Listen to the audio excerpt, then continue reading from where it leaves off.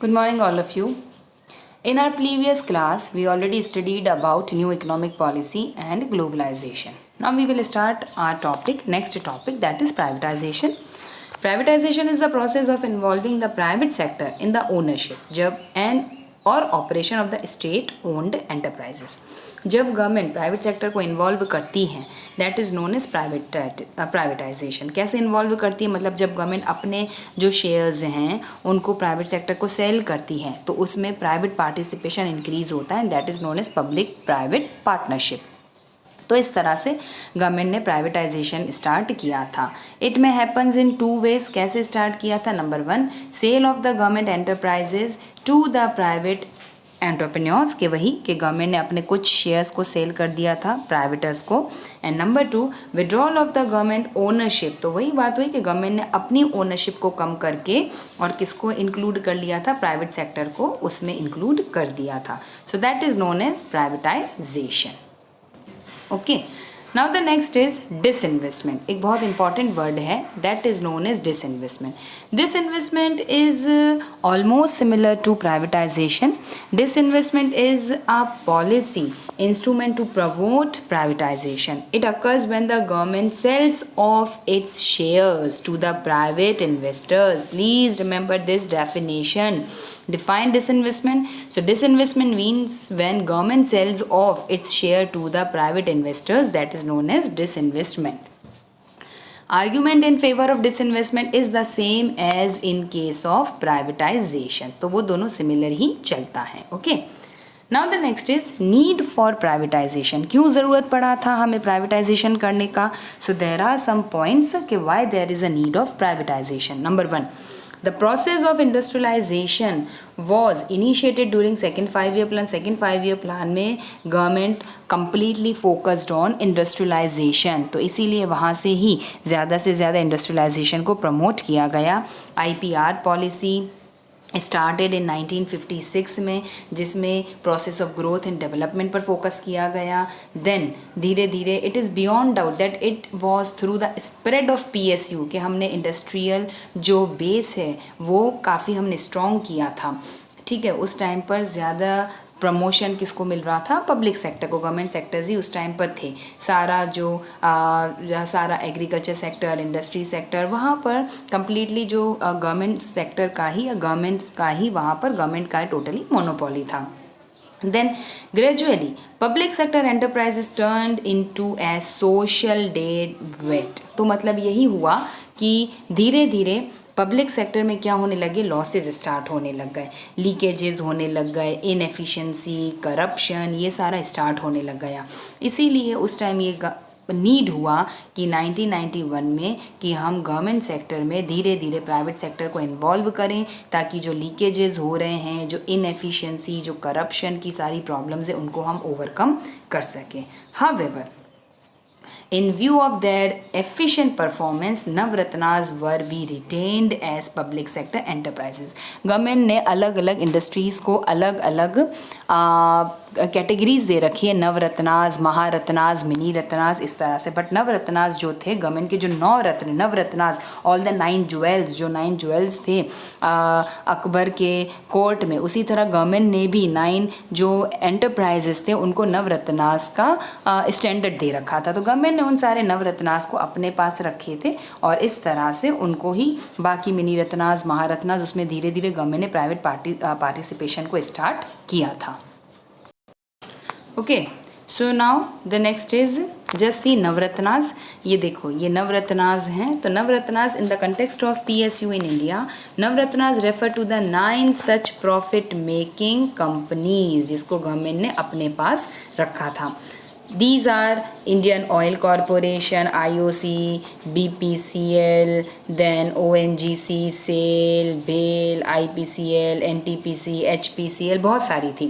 But at present Navratnas में Navratnas status was no longer confined to only 9 industries. धीरे धीरे और इंडस्ट्रीज भी ऐड होने लगी एंड एट प्रेजेंट 16 इंडस्ट्रीज हैं जिनको नवरत्नास का स्टेटस गिवन है. Now the next is महारत्नास.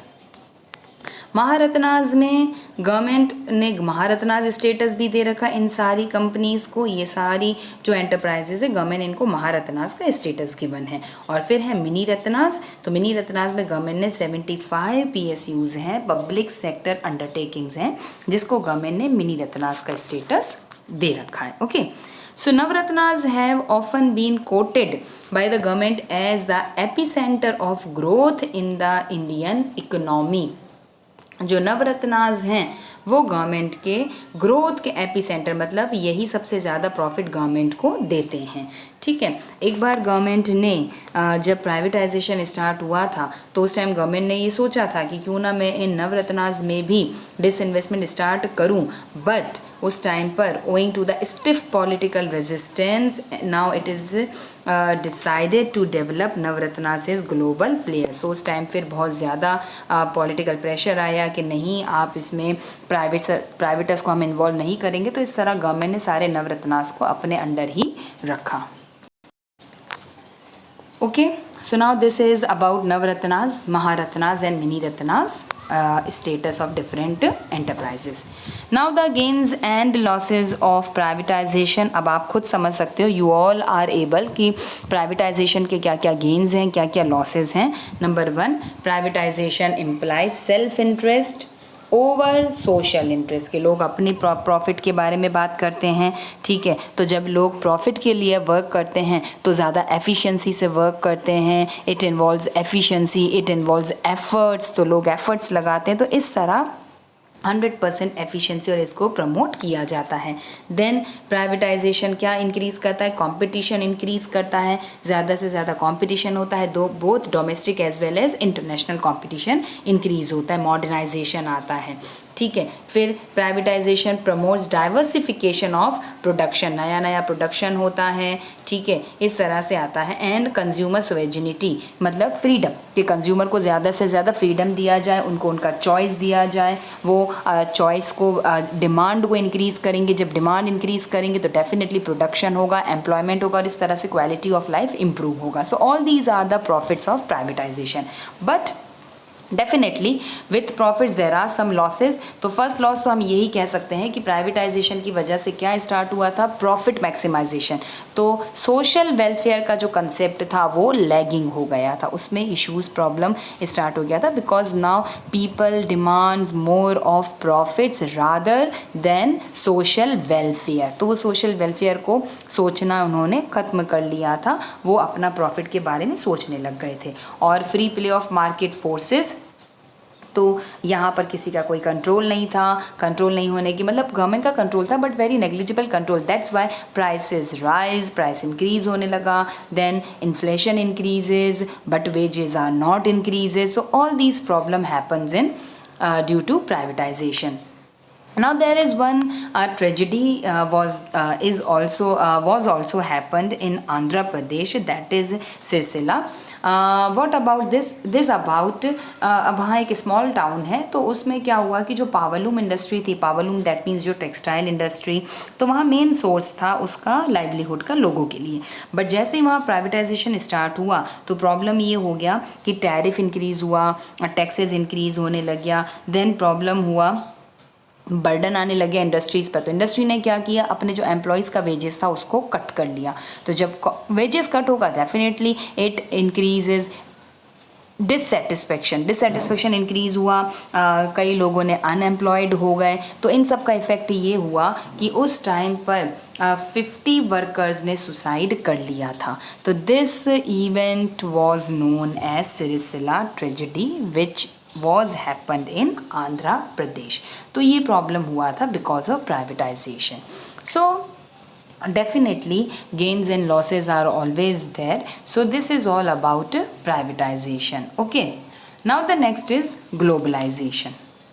Globalization का मतलब होता है that ओपननेस मतलब ग्लोबल एक वर्ल्ड हो गया है जहाँ पर फ्री ट्रेड को प्रमोट करना, रेस्ट्रिक्शंस को कम करना, तो ये सब हो जाता है, that is globalisation. Okay, so globalisation में be defined as the process associated with increasing openness करना, इकोनॉमिक इंटरडिपेंडेंस इंक्रीज करना.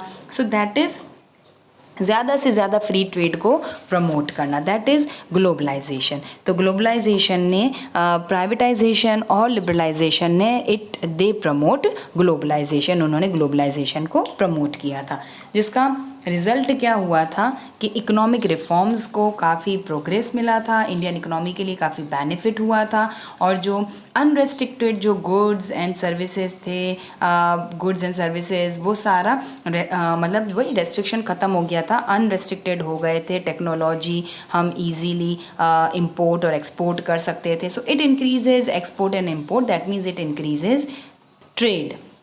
तो that is known as globalisation. Globalisation में एक again there is another word and that is outsourcing. Outsourcing, okay, outsourcing is important outcome of globalisation. ये globalisation का एक outcome है। It refers to a system of hiring business services from the outside world. मतलब we can easily hire from outside world. मतलब आज अगर किसी को कोई मेडिकल इश्यूज़ हैं तो हम फॉरेन के डॉक्टर से कंसल्ट कर सकते हैं, हम आज फॉरेन से ट्रेनिंग ले सकते हैं, हम आज फॉरेन इंस्टीट्यूट से कोचिंग ले सकते हैं। सो दैट मीन्स उसने क्या किया था, ओपननेस किया था। तो ये सर्विसेज जो होती है, कॉल सेंटर्स वही जैसे जो एयरटेल, जो जितना मोबाइल सेंटर्स, जहाँ पर मोबाइल सेंटर्स होते हैं लाइक एयरटेल, जो कंपनीज़ होती है दैट इज़ कॉल सेंटर्स। फिर ट्रांसक्रिप्शन, केमिकल एडवाइस ली जा सकती है, टीचिंग, कोचिंग ली जा सकती है। सो ये होता है आउटसोर्सिंग। तो इस तरह से आउटसोर्सिंग को प्रमोट किया था किसने, ग्लोबलाइजेशन ने।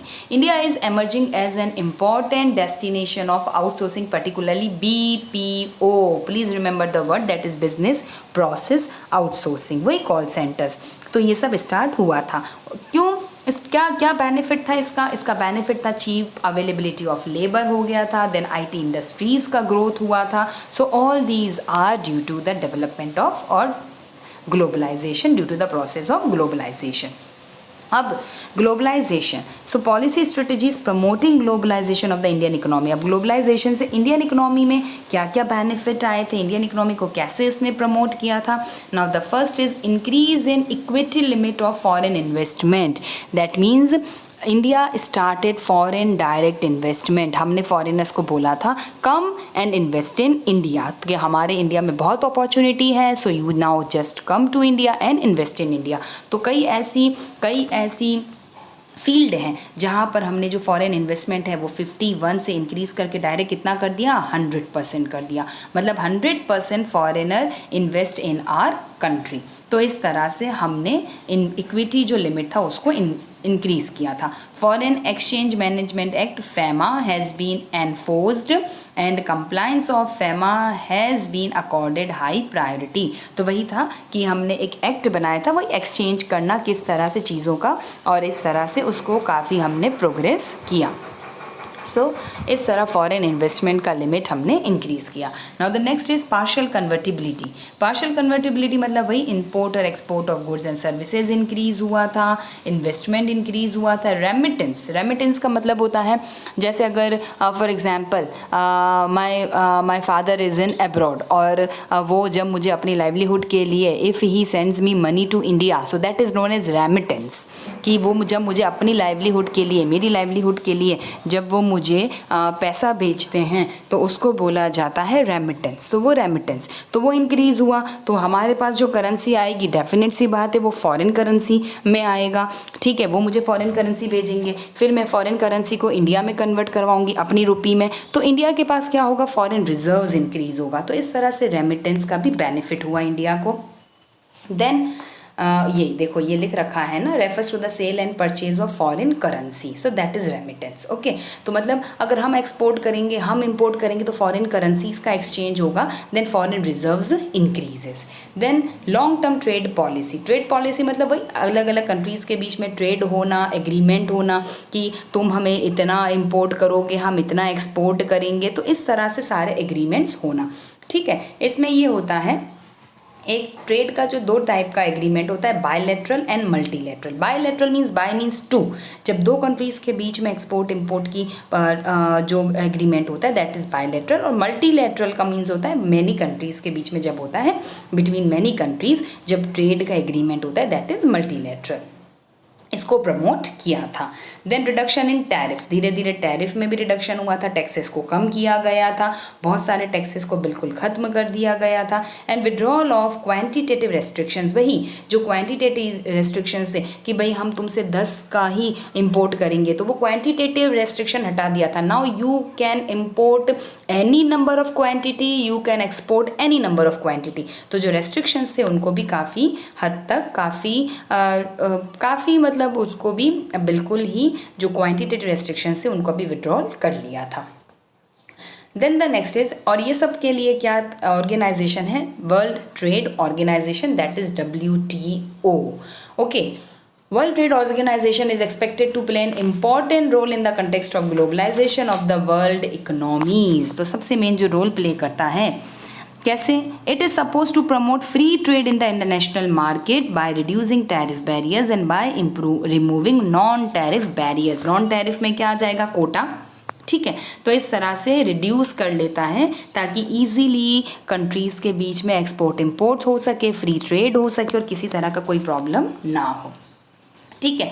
सो क्या क्या बेनिफिट्स मिला WTO से इंडियन इकोनॉमी को। It is expected that WTO will offer greater export opportunities. Indian economy में जो एक्सपोर्ट अपॉर्चुनिटीज़ था उसको काफ़ी बेनिफिट मिला, जो एक्सपोर्ट इंक्रीज़ हुआ।